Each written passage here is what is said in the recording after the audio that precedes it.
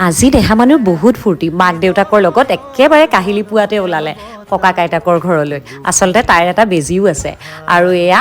সৰু মাহীয়েকে ইউনিভাৰ্চিটি যোৱাই দেৰি কৰি দিছে তাইক লগ পাবলৈ আহি পালেহি ককা আইতাক সকলোৰে কোচত উঠিলে চাহ খোৱা দেখি তাই আকৌ এইবোৰ খুব হাঁহিছে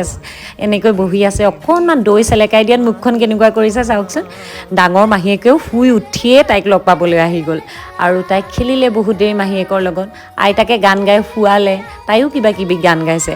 এতিয়া তাইক বেজি দিবলৈ লৈ যাম আমিও ওলালোঁ আৰু এনেকৈ যোৱাৰ সময়খিনি বৰ দুখ লাগে তাই আচলতে ইয়ালৈ আহিলে ককা আইতাক মাহীয়েকৰ লগত বৰ ফূৰ্তি পায় হস্পিটেলত বহি আছোঁ আৰু তাই কিন্তু এতিয়া হাঁহি আছে বুজি পোৱা হোৱা নাই যে বুজি পালে বেজি ল'বলৈ আহিলে নেকন্দাকৈ থাকিবনে বাৰু